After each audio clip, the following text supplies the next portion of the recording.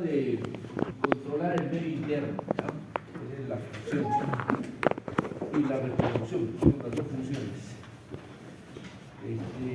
Lo controla a través de hormonas, a través del sodio, como hemos visto, a través del calcio y a través de la glucosa, ¿no?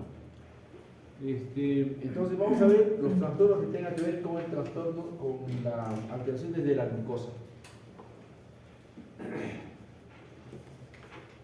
Así. Ahí están las dos preguntas. Saca una hojita.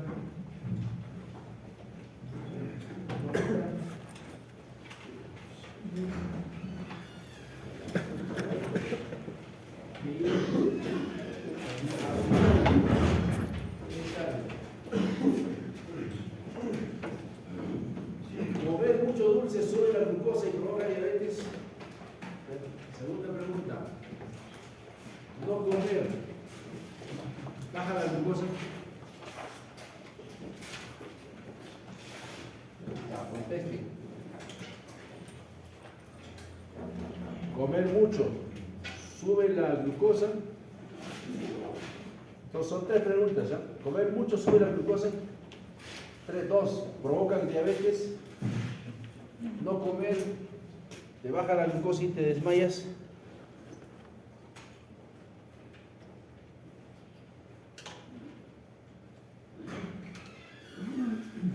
Apellido.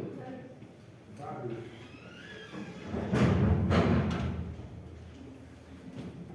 Vamos al examen. Pablo.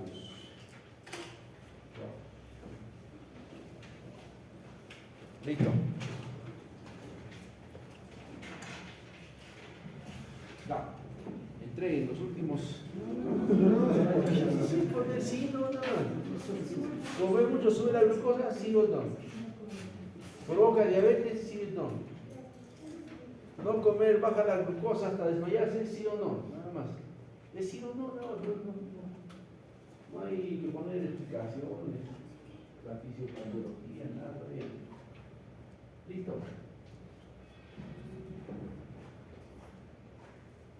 Ya, recoge pila. Pila, por favor.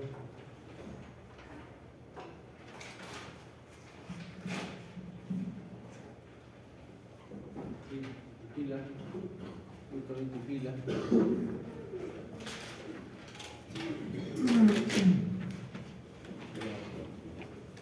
Nombre.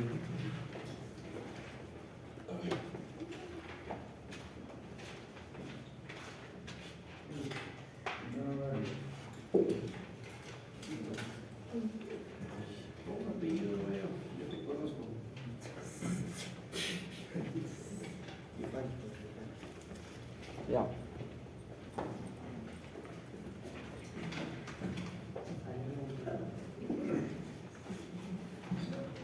Un pasito después del salón, grave en el examen. No se estoy todavía. Bueno, de todo el páncreas, 1 o 2% son células endocrinas. Usted sabe que el páncreas tiene función digestiva, ¿no? Tiene enzimas para la digestión. De eso solo 2% son tejido o células que tengan que ver con la endocrinología. Están distribuidos heterogéneamente en el páncreas, o sea, no es que una partecita es endocrina, otra parte es exocrina. Y estas son las hormonas o las células que se tienen. Vamos a ver las células en la siguiente diapositiva. Acá hay células alfa, beta, delta, y se han encontrado muchas más células, pero las más importantes, sobre todo para el control de la glucosa, son la insulina y el glucagón. Son las hormonas que controlan la glucosa. La glucosa es sumamente importante porque da energía, ¿no? Da energía. Entonces debe estar bien regulada. Lógicamente, si baja mucho, se desmaya, ¿no? Pero la respuesta era baja, pero no al punto de desmayarse. O sea, hay mecanismos que te compensan la glucosa, ¿no? Que utilizan. Así como el calcio, recuerdan, el hueso sacaba finalmente calcio del hueso. Igual tenemos reservas energéticas de glucosa. Acumulamos bastante energía en forma de grasas, glucógeno, que nos proveen después de glucosa. Ahí la respuesta era todo.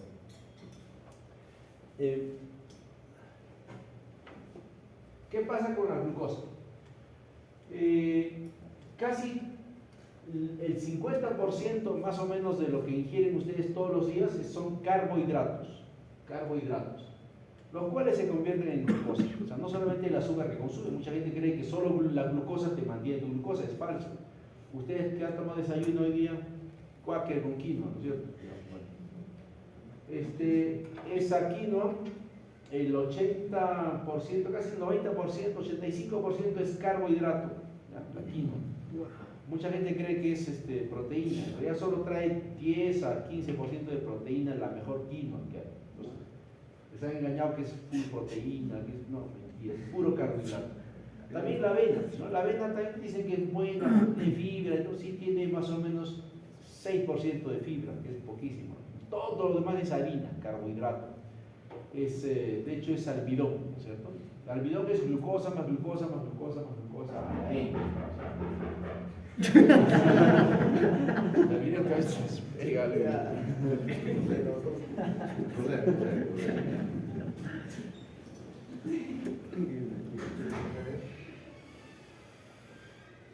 Y miren, así es. Apellido. Ponle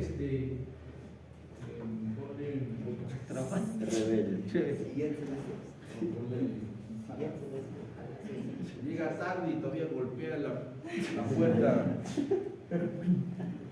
Ya ponle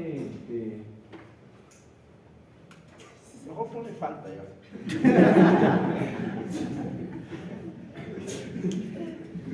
No. Entonces ustedes ingieren, bueno, todos ingerimos carbohidratos, lo cual se convierte en glucosa. La glucosa se absorbe en el intestino delgado. De hecho, para absorberse utiliza las enzimas pancreáticas digestivas para que se degrade desde glucosa al aire, se va partiendo hasta que se transforma en glucosa otra vez, ¿no? Y esa glucosa entra al vaso sanguíneo. Acá está, los hidratos de carbono se muestran los alimentos, se ingieren, etc. Una vez que pasan, justamente estimulan a las células beta. Las células beta se van a encargar de secretar insulina y controlan el exceso de glucosa. O sea, el nivel de glucosa, si ustedes comen mucho, la célula beta va a elevarse discretamente, no a punto de dar diabetes, ¿ya? Pero la célula beta se encarga, dice, ¿qué hago con esta glucosa? ¿No? Libera insulina, y la insulina se lleva, como ven acá, muy gráfico, de la manito se lleva toda esta es la insulina, la de blanco, la que parece fantasmita, se lleva la glucosa, ¿no?, a diversos órganos, de tal forma que la glucosa en la sangre va a estar siempre en niveles más o menos equilibrados. Va a estar entre 70, y si uno come puede subir a 120, 130, no deja que suba más, todo se lo lleva a distintos órganos, principalmente hígado, adipocitos y músculo. Porque ya les dije que la glucosa es fundamental para formar ATP. Esta es como se secreta la insulina. La glucosa, que hemos dicho que se ingiere por la dieta, ¿no?, ingresa a las células, estas son las células beta, ¿no? Esto conduce a una serie de mecanismos, de hecho que hay glicólisis y formación de ATP. De hecho, esta misma célula beta requiere glucosa para funcionar, ¿no? Acá entra libremente porque hay un transportador que se llama el GLUT2, ingresa libremente y provoca dos mecanismos principalmente: la despolarización de la membrana por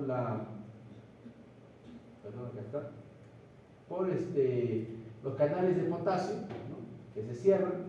Esto despolariza la membrana y esto hace que el calcio, que hemos dicho también, ¿no?, cómo se controla, ingrese a la célula y desencadena, ¿no?, la liberación de lo que había formado esta célula. Esta célula forma insulina, o sea, su ARN de esta célula está programada para fabricar insulina. Esta se acumula y ante el ciclo de glucosa, ¿no?, libera insulina, ¿no? Por eso cada vez que ingresa glucosa a la sangre se secreta insulina. Lo mismo acá, donde está acá, la glucosa entra a la célula por este transportador GLUT2. Acá este es un proceso de glicólisis, forma ATP, y el ATP, ¿no?, cierra los canales de potasio, como dijimos. Esto causa despolarización de la membrana y esto permite abrir los canales de calcio y esto libera insulina, ¿no? Cada vez que ustedes comen, se libera un pico de insulina. dejan de comer, obviamente no hay insulina. Comen otra vez, ¿no? Otra vez se libera insulina, glucosa, insulina, glucosa, insulina. ¿Y qué hace la insulina? La insulina tiene receptores de insulina en casi todas las células. Casi toda nuestra economía tiene receptores de insulina. Este receptor de insulina, ¿no? Se adhiere a la insulina y libera unos transportadores de glucosa. Estos se llaman los GLUT4 generalmente. Hay varios transportadores, el que más hay es el GLUT4. Que se abren estos transportadores y la glucosa entra, la que estaba en exceso, entra a cada célula para diversas funciones, ¿no? En el músculo para dar energía, en el hígado, etc., ¿no? Acá está lo mismo otra vez, ¿no? El receptor de insulina, que se liga a la insulina. Estos GLUT4 son los transportadores de glucosa. En la mayor parte de las células están en el citoplasma, están ahí bailando en el citoplasma, tranquilos, ¿no? Hasta que vienen estas señales en cascada y dicen, oye, ¿qué haces ahí? No, tú has entrado glucosa, ¿no? Y la manda, ¿no? Se moviliza y la manda ¿a dónde? A la membrana. ¿Para qué? Para que entre glucosa, ¿no? Entre. Como se dan cuenta, el GLUT2, por ejemplo, en la célula beta estaba ya acá, ¿cierto? En algunas células ya está en la membrana, pero en la mayor parte de células está dentro del citoplasma, ¿no? Dentro de la célula, en el citoplasma. Y necesita este impulso, esta señal para que trasloque o migre hacia la membrana. Esta es fisiología, ¿no? La glucosa, entonces, en la mayor parte de tejidos utiliza receptores. En algunos no. Por ejemplo, en el cerebro no requiere este mediador, no requiere. En la mayor parte sí requiere insulina para que transporte la glucosa de la sangre a los diversos tejidos. En el cerebro no requiere esto. De hecho, las células principales que utilizan la glucosa, todas utilizan en realidad, pero las que metabolizan a la glucosa son tres: el hígado, el músculo y el tejido adiposo. Entonces, cuando ingresa glucosa, apellido, desde apellidos, tú, cantando.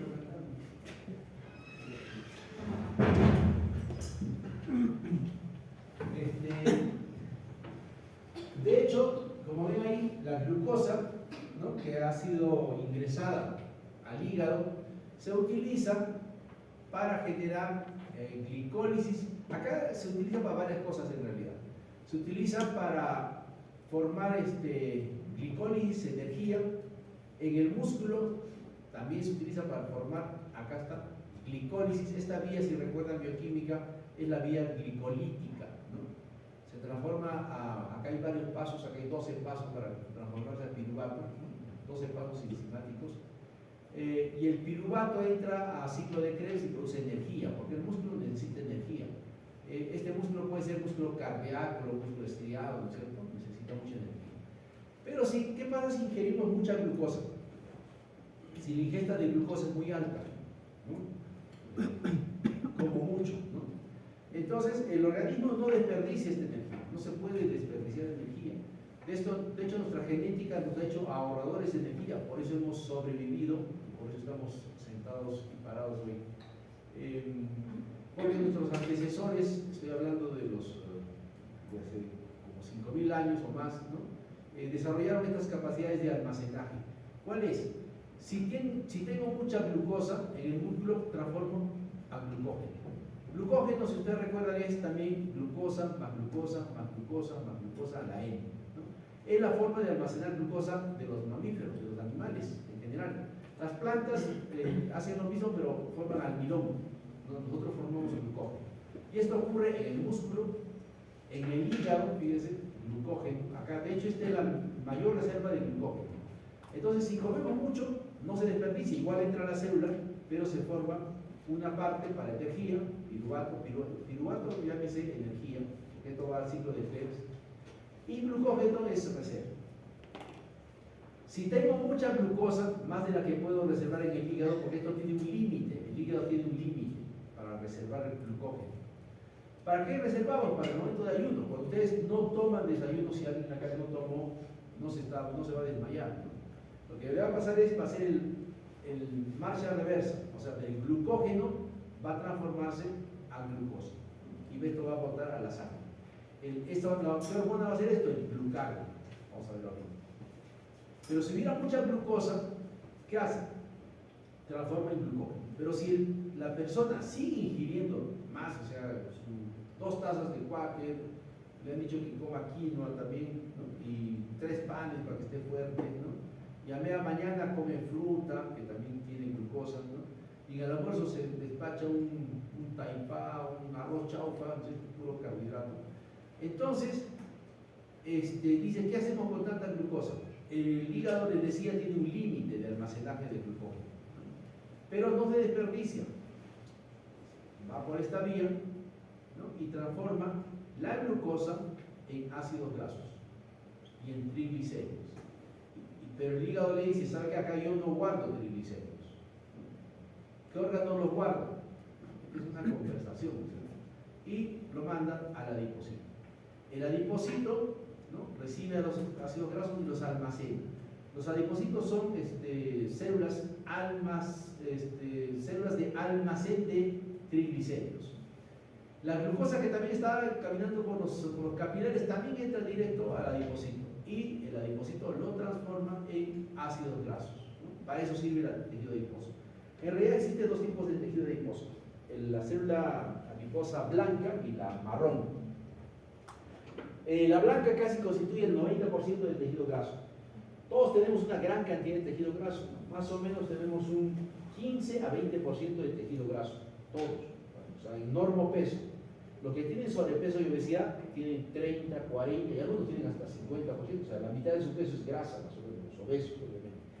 Porque han ido acumulando justo toda esta energía, esta glucosa, se almacena acá.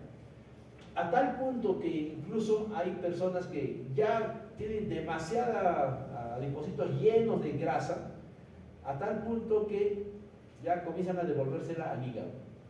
Y esto forma una enfermedad que no sé si han escuchado hablar, el hígado graso. Me han detectado hígado graso, ¿qué puedo tomar? Señora, deje de comer y va a dejar el hígado graso, porque es acúmulo de grasa nada más, ¿no? Y acá se puede pasar también grasa, pero ahí es patológico, ¿no? Entonces, así se maneja la glucosa en nuestro organismo. De hecho, esto genera obesidad, ¿no? Que es una de las patologías de las que no vamos a hablar esta vez, vamos a hablar de eso en el curso de nutrición, ¿no? Que no sé si llega, pero bueno. Ya, acá está entonces la insulina y el glucagón, que controlan la glucosa. Ingresa glucosa, actúa la insulina.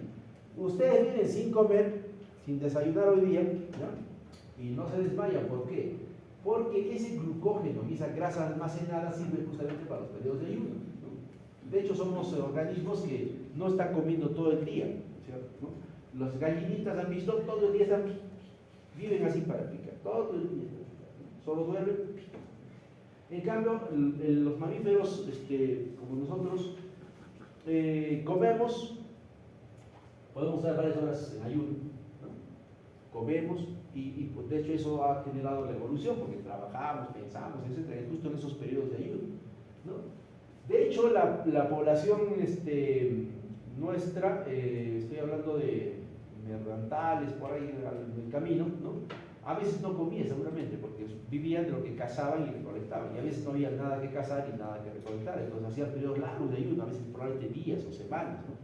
De hecho, hay mamíferos que hacen periodos más largos de ayuno, como los osos que invernan, ¿no? En invierno, los osos todo en el día comen bastante, salmón, lo que encuentren, ¿no? Después en invierno se meten a su cuevita y descansan. Toda la grasa acumulada, ¿no? Se convierte en glucosa y en energía.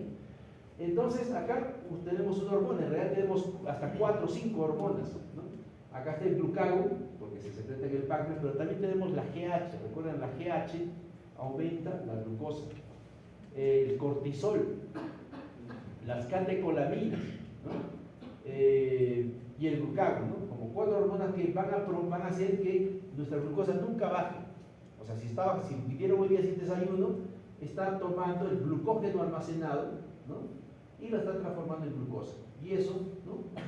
nivela, acá digamos no sube, sino nivela la cantidad de glucosa en la sangre.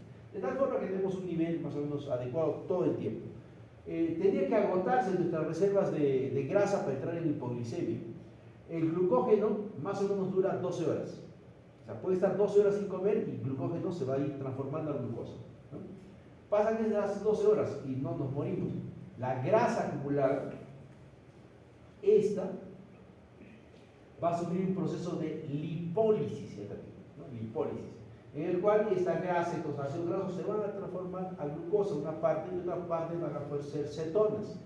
Las cetonas van a dar energía también, igual que la glucosa. Entonces, ¿y cuánta grasa acumulada tenemos? Tenemos mucho, miren, tenemos más o menos, les dije 15 a 20%, o sea, tenemos 5 a 10 kilos de grasa acumulada. Entonces, cada gramo de grasa da 7 calorías, ¿no? Entonces, gastamos 1500. Entonces, han hecho el cálculo y podemos vivir semanas sin comer, tranquilamente, solamente de grasa. Incluso cuando se agota la grasa, utiliza la proteína la convierte en glucosa. Y es una fase de caquexia, ahí sí, ¿no? Porque comienza a utilizar tu proteína, la proteína muscular, en glucosa y energía. Doctor, una pregunta. ¿Es primero consume la proteína o vamos? No, primero consume el glucógeno, segundo la grasa y tercero la proteína, más o menos en ese orden. ¿Sí? Claro, hay que preservar la proteína, ¿no? Es importante la proteína. Muy bien, perdón, acá está justamente cómo se activa. Ustedes dejan de comer, su glucosa puede bajar un poquito a 69 y ya se secreta de catecolaminas. Baja a 68, si esto no funciona, acá está el glucagón. Si esto no funciona, hormona de crecimiento, cortisol, ¿no? Y ya debajo de 60 recién comienza a ver algunos síntomas y alteraciones de la conciencia. Pero tenemos todas estas hormonas, miren, 1, 2, 3, ¿no? 4 hormonas que se encargan de que no baje la glucosa. Muy bien. Patologías del páncreas endocrino, en este caso de la célula beta y de las células alfa. Patología de las células beta, cuando fallan las células beta, es diabetes. Cuando hay exceso de la célula beta, generalmente por insulinomas, insulinomas, que son tumores que producen insulina sin estímulos. El tumor produce exceso, como la GH, cuando hay tumores de GH, como la prolactina, etc. Entonces, esta célula beta es un tumor, en este caso un insulinoma, que sí va a causar hipoglicemia, porque tu glucosa está normal y se produce insulina, entonces te la baja. Estos pacientes sí hacen hipoglicemia. O sea, una hipoglicemia, ¿no? Puede ser por un tumor, ¿no? Productor de insulina. Tumores de células alfa, casi la deficiencia no hay, porque si falla la célula alfa en la producción de glucagón, tiene su reemplazo. O sea, tiene estas otras, catecolaminas, GH, cortisol. Entonces, si falla, no importa, es como un jugador que lo pones ahí para que complete el equipo, ¿no? Si sale, entra igual, el equipo está igual, ¿cierto? Como algunos de ustedes seguro, ¿no? Ya juega, pero pues igual, ¿no? En cambio, el cajito es la insulina, pues. Si falla la insulina, ahí sí el equipo pierde, porque no hay otro, o sea, ni siquiera, no hay reemplazo, ¿no? Para hablar en términos futbolísticos. Bueno, entonces acá hay un resumen de los tumores endocrinos. El insulinoma, que va a causar hipoglicemias, ¿no? Hay otros tumores también, pero no son importantes, no lo vamos a tocar, solamente para mencionar. No va a entrar el examen. Insulinoma, vamos a ver después que cuando tengamos, es raro, los insulinomas son raros, ¿ya? Después vamos a ver esto también. Hay una triada que se llama la triada de Whipple, que es para hipoglicemias, ¿no? El paciente debe tener esta triada para hacer el diagnóstico de hipoglicemia. Síntomas que vamos a ver después, que la glucosa esté baja en la sangre, o sea, le mide si está baja, y que se recupere después de administrarle glucosa, ¿no? Se llama la triada de Whipple para el diagnóstico de hipoglicemia. Hasta si un paciente tiene triada de Whipple, entonces hay que indagar si es espontánea o no espontánea. Espontánea, si el paciente refiere estos síntomas de hipoglicemia. Los síntomas de hipoglicemia, hay dos tipos de síntomas, los simpático-miméticos, porque la baja de glucosa te hace entrar en estrés, se secreta catecolamina, ¿no? Y la catecolamina da principalmente taquicardias y sudoración, que son los principales síntomas de la hipoglicemia. Cuando ya baja mucho la glucosa, te desmayas, alteración del sensorio. O sea, primero puede haber somnolencia, mareos, desorientación, estupor y coma finalmente, ¿no? Porque no hay glucosa para el cerebro, ¿no? Dos tipos de tipos, se llaman simpáticos bimédicos y neuroglucopédicos, ¿no? Entonces, si el paciente tiene esto, hay que descartar. Si es por insulina elevada, ¿no? O sea, hace hipoglicemia. Con insulina, obviamente, la insulina elevada está causando la hipoglicemia. Hay que medirle péptido C, que es un precursor, así como la copeptina, ¿recuerdan? ¿No? Igual el péptido C es un precursor, no es una parte del precursor de la insulina, de la preinsulina, ¿no? Que se libera a la sangre. Entonces, si encontramos péptido C, obviamente el paciente está produciendo exceso de insulina, ¿no? Entonces, hay que buscar el tumor, hay que buscar insulinoma. Acá está. Pero las principales causas de hipoglicemia son iatrogénicas por uso de medicamentos, ¿no? Generalmente diabéticos que se pasan de la dosis o usan exceso de insulina, les da hipoglicemia por hiperinsulinismo, pero en este caso es por uso de insulina o medicamentos que estimulan la secreción de insulina. Sin hiperinsulinismo, acá hay que descartar la deficiencia de GH, pero tendría que estar, ¿no? Recuerden que hay 4 hormonas que suben la glucosa, entonces es difícil. Tendría que ser una deficiencia de GH muy severa o de cortisol, ¿no? Para provocar una hipoglicemia sin hiperinsulinismo. Muy bien. Entonces dijimos que la deficiencia de la célula beta es diabetes. Y este es diabetes mellitus, por si acaso, ¿no? Hay varios tipos. Las que más se conocen son la tipo 1 y la tipo 2, pero hay otras, bastantes. Hay otra que se llama la diabetes gestacional. Estos son los 4 tipos, el resumen, ¿no es cierto? Perdón, estoy con catarro. Hay 4 tipos de diabetes, pero ahí está una vez que engloba muchísimos tipos de diabetes, ¿no? Pero estos son los principales: tipo 1, tipo 2, gestacional y otros tipos de diabetes. Vamos a empezar con los otros, ¿cierto? Fíjense, tipo 1, tipo 2, ¿no? Que son los más frecuentes. De hecho, el tipo 2 es el más frecuente. Pero hay otros. En otros tenemos alteraciones genéticas que alteren la función de la célula beta. O puede ver, ¿no? Que uno nace con una alteración en la función de la célula beta, la célula beta que recién presentaba. Otros, defectos genéticos en la acción de la insulina. O sea, la célula beta existe, pero la insulina está alterada. Clarísimo. Enfermedades que afecten al páncreas, por ejemplo, pancreatitis, que el páncreas se retire por algún tumor, etc., ¿no? Que haya un tumor invasivo del páncreas, que haya hemacromatosis, ¿no? Endocrinopatía, recuerden que hay hormonas que elevan la glucosa, dentro de ellas GH, o sea, un paciente con acromegalia puede hacer diabetes por exceso de GH. GH hace que suba la glucosa. Cushing, el cortisol hace que suba la glucosa. Y otros, ¿no? Feocromostrol, pero estos dos son importantes. Y medicamentos hay varios, pero en fármacos quizás solo hay que recordar estos, los glucocorticoides. De hecho, vamos a ver acá, vamos a comenzar a desarrollar este grupo de diabetes por otras causas. Acá está. Y vamos a empezar por estos genéticos que alteran la función de la célula beta. Estos son diabéticos de nacimiento. Y hay MODY, que se llama Maturity Onset Diabetes of the Young, quiere decir diabetes juvenil de Maturity Onset, dice diabetes que se desarrolla en la edad adulta parecida a la diabetes del joven, así con ese nombre la puesto y se ha quedado. No traduce mucho lo que es, pero son alteraciones en genes, ¿no? En la función de la célula beta. Ahorita vemos. Hay otras diabetes que se llaman las diabetes neonatales, que también son alteraciones genéticas, ¿no? En la función de la célula beta, ¿no? De hecho, estas MODY, estas Maturity Onset Diabetes of the Young, son alteraciones en genes que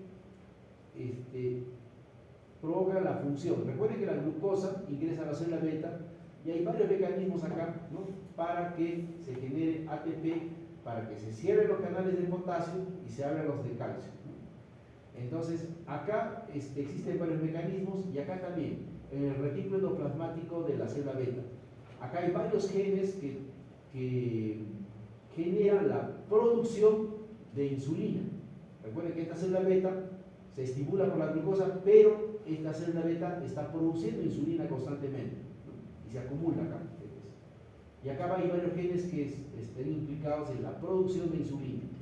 Entonces, estos genes están acá, HNF1A, etc. Entonces, estas células o estos mecanismos, estos genes, perdón, están alterados y no producen insulina. O sea, esta célula tiene estos mecanismos, pero no hay insulina. Entonces, ¿qué cosa va a secretar si no hay insulina? Y si recuerden, si no hay insulina, hay diabetes, ¿no? Por eso se llaman las diabetes tipo móvil. Estas típicamente son hereditarias, se heredan, ¿no? Se heredan. Son difíciles de detectar a veces, porque cuando detectamos un diabético, a veces es difícil saber que tiene diabetes tipo móvil. Habría que hacerlo, primero preguntarle si tiene familia, pero los diabéticos tipo 2 también tienen antecedente familiar. Se desarrollan en edades más o menos tempranas, ¿no?, a los 20, 30 años. La diabetes tipo 2 se desarrolla generalmente a partir de los 40, 50 años, ¿no? Son pequeñas diferencias. Y claro, finalmente el diagnóstico se da por genética, ¿no? Se detectan estas alteraciones que hemos visto, ¿no? Estas alteraciones se detectan, ¿no?, y se puede confirmar el diagnóstico, pero esto no hacemos, ¿no? Entonces a veces quedamos en la sospecha de diabetes tipo 1 solamente. Todas ellas llevan a diabetes, algunas son más agresivas que otras, algunas son leves, ¿no? O sea, hacen hiperglicemia pero leves, y toda su vida, ¿no?, hiperglicemias leves, leve, moderada, ¿no? Algunas son severas, como dije, algunas son progresivas, ¿no?, de acuerdo al tipo de diabetes tipo 1, ¿no? Entonces, de esta parte hay que acordarse solamente que son alteraciones provocadas por alteraciones genéticas en la célula beta, ¿no?, que intervienen en la formación de insulina. Otros tipos de diabetes, acá está. Recuerden que dijimos enfermedades del páncreas. Las más frecuentes son pancreatitis. Los pacientes, recuerden que la pancreatitis es una inflamación de todo el páncreas que obviamente altera su funcionamiento. Es una enfermedad aguda, generalmente. Hay pancreatitis aguda, también hay crónica, pero la aguda, al inflamar el páncreas, hace que se altere la función de la célula beta y puede producir hiperglicemias. Estas hiperglicemias provocadas durante una pancreatitis son generalmente transitorias, o sea, se altera la función de la célula beta, ¿no?, y mientras el páncreas, y mientras haya pancreatitis hay diabetes. Pasa la pancreatitis y desaparece la diabetes. Cirugías, ¿no?, cuando se saca el páncreas, obviamente por tumores, puede provocar diabetes. Tumores en el páncreas pueden causar diabetes, ¿no?, pero tiene que ser un tumor invasivo, que invada. Recuerden que acá hay célula beta en forma heterogénea, ¿no? Entonces tendría que invadir casi todo el páncreas para que cause diabetes. Endocrinopatía, les decía, acromegalia por exceso de pH, Cushing por exceso de cortisol, tumores adrenales que producen exceso de cortisol, tumores que producen exceso de glucagón, ¿no?, pueden producir diabetes. En fármacos, hay una lista larga de fármacos, acá está, pero de estos hay que recordar, o lo que va a entrar al examen, o lo que se ve frecuentemente es diabetes por corticoides, por glucocorticoides. Los glucocorticoides están bastante utilizados, ¿verdad?, en la práctica diaria. Lo usan generalmente los chamanes, los boticarios, los que venden, ¿no?, porque a veces el paciente ya no puede ir al médico, o no tiene plata, no sé, va a la botica, algo deme para mi inflamación de rodilla, ¿no?, me está doliendo, le duele, sí. Algo efectivo, pero porque ya probó todo y después voy a diclofenac, tomó paracetamol, el doctor solo sabe recetar paracetamol, ¿no es cierto? Los doctores paracetamol, solo me doy ibuprofeno y sigue el dolor, algo efectivo, allá dexametasona, ¿no? ¿no? Bastante, son corticoides, bastante efectivos, son antiinflamatorios bastante efectivos, solo que tienen efectos adversos a largo plazo. Y uno de sus efectos adversos puede causar osteoporosis, Cushing, de hecho, es la principal causa de Cushing, ¿no? De hecho, en el examen había una pregunta, la respuesta era, ya, sí, cuando hay Cushing, por el paciente, ¿no? Que les dije que tiene estrías, todo, y el cortisol está bajo, ¿por qué? Porque se pone de dexametasona, se pone de dexametasona. Y otro efecto es la diabetes. De hecho, hay muchos pacientes que les detectan glucosa alta y es por glucocorticoides, se está poniendo dexametasona. Por eso es importante preguntar al paciente, ¿ha estado usando fármacos últimamente? Sí, doctor, me he puesto una inyección, ¿cuál era? Dexametasona, sí, su glucosa 140, 160, pues diabetes por corticoides. Algunos pacientes necesitan usar corticoides, por ejemplo, los pacientes con lupus, artritis reumatoidea, a veces ya crónica, el médico les prescribe y pueden hacer diabetes también. Obviamente en esos hay que tratar de quitar el corticoide, ¿no? Y puede dejar de tener diabetes. Muy bien. Diabetes tipo 1. La diferencia con la tipo 2 es que en la tipo 1 hay una destrucción casi total de las células beta. No hay célula beta. Destrucción. Y conduce a una deficiencia absoluta de insulina. O sea, no hay, se destruye. ¿Y por qué se destruye? Esta es una enfermedad, la tipo 1, es autoinmune. Igual que el Hashimoto. Recuerda, el Hashimoto se destruye las células tiroideas. En diabetes tipo 1 se destruyen las células beta. Y se destruyen rápidamente. Se generan anticuerpos. Esta es la cantidad de células beta que todos debemos tener, ¿no? Se sabe que estos pacientes tienen una predisposición genética. Esto genera autoinmunidad. De hecho, hay anticuerpos en la sangre, el ICA, GAT65, etc. O sea, se detectan estos anticuerpos que te van a destruir la diabetes.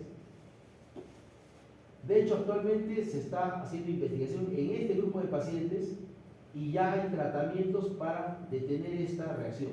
Pero tienes que detectarlo acá, y lo cual es difícil. Generalmente los detectamos acá, ¿no? En otros lugares donde hay mucha diabetes tipo 1, que son los vikingos, los escandinavos, esta zona alta del mundo, tienen una relativa cantidad de diabéticos tipo 1. Llegan casi al 10% de diabéticos. Nosotros no llegamos al 1% de diabéticos, porque hay factores genéticos. Ellos están haciendo investigación y están detectando a los pacientes acá, y hay medicamentos para detener esta progresión. Porque si no se detiene, esto llega a tener diabetes y este paciente si ya perdió toda su masa de células beta, ya no se puede arreglar. Este es diabético para toda su vida. Tipo 1, autoinmune. Hay fases, pero estas fases van rápido, en meses generalmente, ¿no? Meses, y al poco tiempo el diabetes desencadena diabetes con glicemias obviamente altas y su masa de células beta es muy baja. Se ha destruido. Destrucción de células beta por autoinmunidad. Diabetes tipo 1.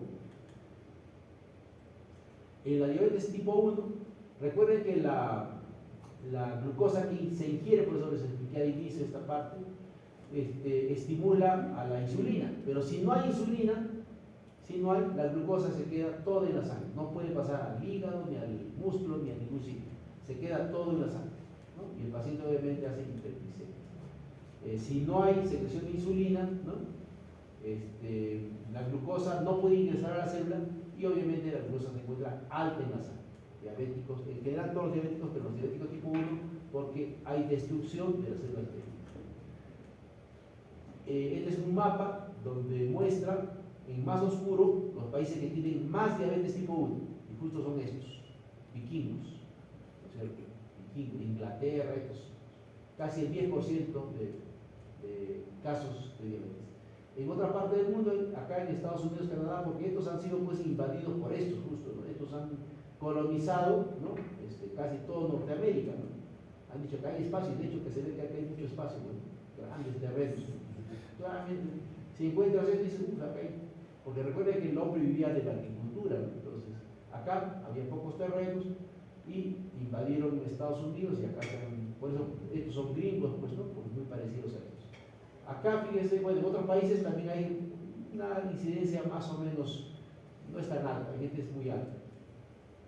Y acá en países árabes. Después en los nuestros hay muy baja incidencia.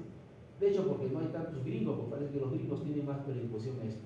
Acá sí, los argentinos que se creen, ¿no? Estos, bueno, no se creen, son también, ¿no? Son todos gringos, altos, ¿no? El pobre ahí está todo gringo, ¿no? Así somos los argentinos.